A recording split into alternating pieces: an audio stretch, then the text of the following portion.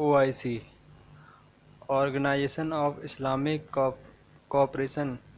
इस संगठन में डिवाइड की न्यूज़ हम काफ़ी लंबे समय से सुन रहे हैं कि यहाँ पर जो मेंबर स्टेट्स हैं वो खुश नहीं हैं रिगार्डिंग द पॉलिसी। तो रिसेंटली पाकिस्तान ने धमकी दी है ओआईसी को और ये कहा है कि ओआईसी अपना अकेला न्यूक्लियर वेपन मुस्लिम कंट्री खो देगा अगर ये लोग मिलकर कश्मीर के इशू को लेकर इंडिया के खिलाफ एक्शन नहीं लेते हैं। इनकी स्टेटमेंट्स है पाकिस्तान के विदेश मंत्री की। Pakistan will build another block outside of Arab influence. बहुत ही बड़ी स्टेटमेंट है। तो पाकिस्तान ने यहाँ पर हिंट कर दिया है ओपनली कि हम एक अलग से राइवल इस्लामिक ब्लॉक बना देंगे जो ओआईसी के बिल्कुल पैरेलल काम करेगा। नाउ नाउ ओआईसी नाउ इसका इम्पैक्ट क्या होगा रीजन पर, पूरी दुनिया पे, एक्चुअली इंडिया पे इन पर्टिकुलर, और क्या पाकिस्तान ये कर सकता है, और अगर ये एक राइवल इस्लामिक ब्लॉक बनता है तो इसे कौन कौन जॉइन कर सकता है। Now first of all OIC का जन्म हुआ था 1969 में। इसमें टोटल 57 कंट्री हैं दुनिया में। अगर आप देखो तो रफली 200 के आसपास देश हैं। इसमें से 1/4 देश तो यहीं पर ही हैं। तो ये ब्लॉक अपने आप में बहुत पावरफुल है। तो अगर ये संगठन एक इशू को लेकर मिलकर आवाज़ उठाए तो एक ह्यूज यहाँ पे इम्पैक्ट आएगा पूरी दुनिया पर। और यहाँ पे आप देख पाएंगे ये हैं सारी ओआईसी कंट्री। इसमें काफ़ी इन्फ्लुएंशियल देश भी हैं। फॉर एग्ज़ाम्पल इंडोनेशिया है यहाँ पर, मलेशिया है यहाँ पर, यहाँ का मेंबर। इसके अलावा Saudi Arabia, UAE, Oman, Qatar, Iran, Turkey भी यहाँ पर शामिल है। ऑफ कोर्स ओआईसी का अकेला nuclear power country, nuclear arm country Pakistan भी यहाँ पर मेंबर है। जो बाकी आप देश देख रहे हो ब्लू कलर में, रसिया और कुछ देश भी हैं, ये सब ऑब्जर्वर स्टेट्स हैं।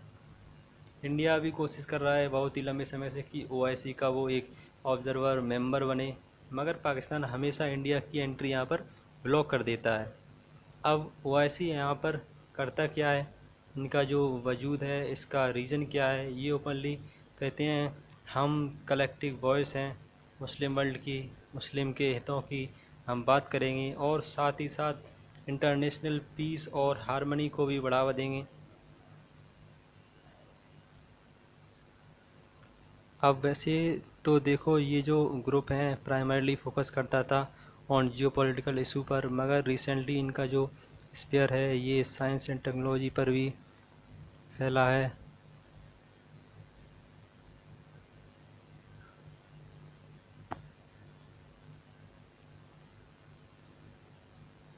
2017 की सितंबर महीने में पहली बार ओआईसी ने अपनी एक साइंस बेस्ड 2017 की सितंबर महीने में पहली बार ओआईसी ने अपनी एक साइंस बेस्ड समिट को ऑर्गेनाइज किया था कजाकिस्तान की उस वक्त की राजधानी अस्ताना में। आज के समय ऑफ कोर्स अस्ताना का नेम चेंज हो चुका है, अब इसका नाम नूर सुल्तान है। और इंडिया के लिए ऑब्वियसली ओआईसी बहुत इम्पोर्टेंट है, 57 कंट्री हैं यहाँ पे, तो बिल्कुल इम्पोर्टेंट होगी। और एक India OIC Islamic chamber of commerce and industry भी एग्जिट करता है। यहाँ पे आप देख पाएंगे इसका एक समिट भी हुआ था रिसेंटली, और इस बिजनेस चैम्बर का टारगेट ये है कि आने वाले समय में 2024 तक इंडिया ओआईसी का जो ट्रेड है ये $500 बिलियन तक पहुँचाना है।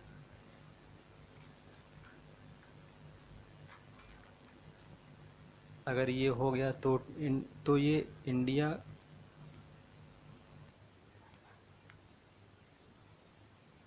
इंडिया का जो ट्रेड है वो चाइना और यूएसए उससे भी काफ़ी ज़्यादा होगा ना। पाकिस्तान ये चाहता है कि जो ये 57 मेंबर का ब्लॉक है जिसमें पाकिस्तान भी शामिल है, ये सब लोग इकट्ठा हों, एक कलेक्टिव एक कॉन्फ्रेंस करें, एक समिट करें।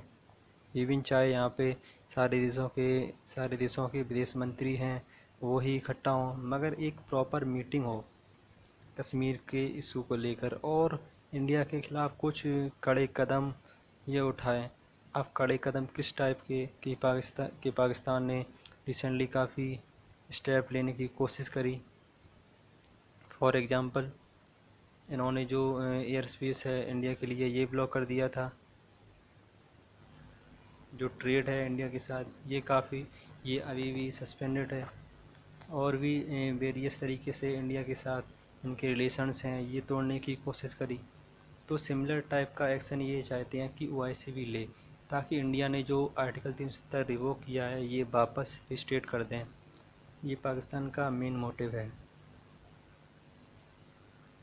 ना ओआईसी के लिए प्रॉब्लम ये है कि इंडिया के अगेंस्ट एक्शन या स्टेटमेंट्स भी किस हिसाब से दें। ये ऐसा नहीं है कि इंडिया ने किसी की टेरिटरी कब्जा ली या फिर पीओके वापस ले लिया, जो हमारे अंडर ज़मीन है वहाँ पे हमने लॉ चेंज किया है। मगर ऑफ कोर्स पाकिस्तान ने यहाँ पर प्रोपेगेंडा करने की काफ़ी कोशिश करी। ये कहा है कि इंडिया में जेनोसाइड हो रहा है और सब लोग हिटलर बन गए हैं और नाजी जर्मनी जैसा हो गया है इंडिया, और नाजी जर्मनी जैसा हो गया है इंडिया, जबकि रियलिटी है नहीं। कोई कश्मीर में जेनोसाइड नहीं हुआ।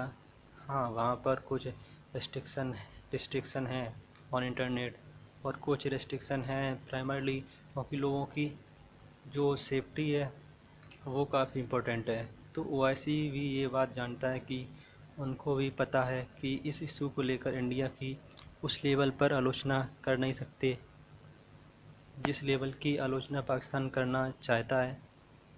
तो ये जो फैक्ट हैं ये पाकिस्तान के लिए काफ़ी बड़ी फ्रस्ट्रेशन है। और पाकिस्तान में डोमेस्टिक प्रेशर आज के समय इतना ज़्यादा है पाकिस्तान को लेकर कि पाकिस्तान कश्मीर को लेकर कि पाकिस्तान ने ओपनली ये कह दिया है कि हम अब और इंतज़ार नहीं कर सकते। आप लोग हमारे साथ मीटिंग करिए, कॉन्फ्रेंस करिए, कश्मीर का इशू रेज़ करिए। और हम चाहते हैं कि जो मुस्लिम उम्मा है, ये स्टेटमेंट है पाकिस्तान की फॉरेन मिनिस्टर की, we want clear message from उम्मा टू कश्मीरी इशू। ये कहते हैं कि ओआईसी कश्मीर का इशू रेज नहीं करेगा तो हम ओआईसी के बाहर जो कंट्री हैं, मतलब कि ओआईसी से अलग होकर जो कंट्री अपना खुद का इस्लामिक ब्लॉक बनाना चाहती हैं, हम उनका सपोर्ट करना स्टार्ट कर देंगे। और मैं आपको ये बता दूं, पाकिस्तान इंडिया के इशू को लेकर काफ़ी हद तक सीरियस भी है जहाँ तक बात आती है ओआईसी की। क्योंकि मार्च 2019 में जब इंडिया की उस वक्त की विदेश मंत्री सुषमा स्वराज जी को बुलाया गया था as a chief guest at OIC summit in Abu Dhabi, उस वक्त पाकिस्तान के विदेश मंत्री शाह महमूद कुरैशी ने इस पूरे इवेंट को बाइकआउट कर दिया था और एक बहुत ही स्मॉल लेवल का एक फॉरेन ऑफिस से एम्प्लॉय भेज दिया यहाँ पर पाकिस्तान का प्रोटेस्ट जाहिर करने के लिए कि अगर आप इंडिया को इम्पोर्टेंस देंगे तो जो आपकी इम्पोर्टेंस है हमारे लिए ये काफ़ी हद तक कम हो जाएगी। अब क्वेश्चन यहाँ पर ये आता है कि कौन कौन से देश पाकिस्तान के साथ खड़े होंगे कश्मीर के इशू को लेकर ओआईसी की पॉलिसी को तोड़कर। देखिए पर कुछ कंट्री के नाम मैं यहाँ पर आपको गिनवा सकता हूँ। पहला जो कंट्री है टर्की, और जब हम बात करते हैं टर्की की तो टर्की का एक बहुत ही इम्पोर्टेंट फ्रेंडली है अजरबैजान। ये टर्की और ये है यहाँ पर अजरबैजान। ये जो दोनों कंट्री हैं ये मुस्लिम मेजॉरिटी कंट्री हैं और दोनों का बहुत ही बड़ा दुश्मन देश है आर्मेनिया। पाकिस्तान देखिए टर्की और अजरबैजान के जो रिलेशन हैं उसको इतना इम्पोर्टेंस देता है, चाहे सिंस ये जो दोनों कंट्री हैं आर्मेनिया के साथ रिलेशन आर्मेनिया के साथ ख़राब हैं। जो पाकिस्तान आर्मेनिया को एक कंट्री कभी भी रिकॉग्नाइज तक नहीं किया कि वो चाहते हैं कि टर्की और अजरबैजान को अपीज़ करे। तो अजरबैजान के रिलेशन बहुत ही अच्छे हैं विद पाकिस्तान, तो टर्की और अजरबैजान इसमें बिल्कुल शामिल हो सकते हैं। It is a very much possibility. फिर यहाँ पर एक देश है ईरान। रिसेंटली मलेशिया ने जब कुआलालंपुर में एक इस्लामिक समिट होस्ट किया था ओआईसी से हटके, तो इसमें ईरान शामिल था। तो बिल्कुल यहाँ पे ईरान भी खड़ा हो सकता है with Pakistan. It is a very much possibility. एक कंट्री की और पॉसिबिलिटी है कतर। कतर इसलिए खड़ा हुआ पाकिस्तान के साथ क्योंकि ये इंडिया के अगेंस्ट है। ये चाहते हैं सऊदी अरेबिया की जो डोमिनेंस है मुस्लिम वर्ल्ड पर कम हो या फिर ये ख़त्म हो। तो उसके लिए ये डेफिनेटली कतर सपोर्ट करेगा पाकिस्तान को। अगर ऐसा ये इनिशिएटिव स्टेप लेते हैं ओवैसी से अलग ये ग्रुप बनाते हैं, ऑब्वियसली नाउ इन सब कंट्री के बियॉन्ड एक बहुत ही बड़ा क्वेश्चन ये आता है कि क्या ये इस नए ब्लॉक को चाइना की सपोर्ट मिलती है या नहीं। क्योंकि चाइना इसको सपोर्ट करता है तो डेफिनेटली कुछ और भी कंट्री यहाँ पर शामिल हो सकती हैं। चाइना ने आज के समय बहुत सारा डेप्ट दे रखा है बहुत सारी अफ्रीकन कंट्री को, तो ये यहाँ पर कुछ कंट्री तो खड़ी हो सकती हैं पाकिस्तान के साथ। उसके अलावा चैड भी है। फिर कुछ कंट्री एशियन कंट्री हैं, ताजिकिस्तान जो बिल्कुल चाइना के कर्ज के अंडर है। चाइना इनकी फॉरेन पॉलिसी, इनकी जो सिक्योरिटी की जो पॉलिसी हैं सब कंट्रोल करता है। तो चाइना के कहने पर ये भी यहाँ पर खड़े हो सकते हैं विद पाकिस्तान। तो देखिए कुछ कंट्री हैं, अगर पाकिस्तान चाहे ये अगर एफर्ट लगाएं तो ये ओआईसी से अलग होकर एक अपना ब्लॉक बना सकते हैं जिसके मेंबर 10 से भी कम 10 इसके मेंबर 10 से कम ही होंगे। But again it will be a beginning. और देखिए अगर ये ऐसा होता है तो इसमें सबसे बड़ा बेनिफिशरी होगा यहाँ पर इंडिया। अगेन यहाँ पे हम एक हाइपोथेटिकल सिनारियो की बात कर रहे हैं। ये भी पॉसिबिलिटी है कि आज के 1 से 2 साल बाद जियोपॉलिटिकल समीकरण इतने बदल जाएं कि पाकिस्तान की जो इम्पोर्टेंस है फॉर ओआईसी ये बहुत ज़्यादा बढ़ जाए और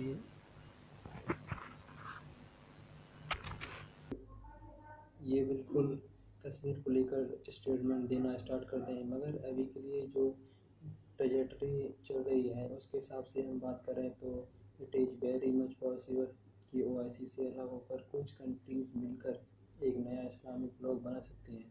मगर ऐसा होता है तो इसमें ऑटोमेटिकली इंडिया की जो इम्पोर्टेंस है for Saudi Arabia and other country ये बहुत ही ज़्यादा बढ़ जाएगी।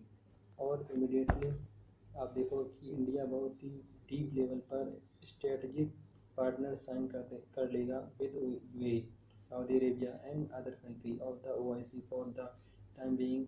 देखना होगा कि ओआईसी पाकिस्तान की कंट्री को लेकर क्या रिस्पॉन्स देती है और क्या पाकिस्तान इस साल या फिर अगले साल अपना खुद का एक ब्लॉक बनाता है with the help of Turkey and some other country.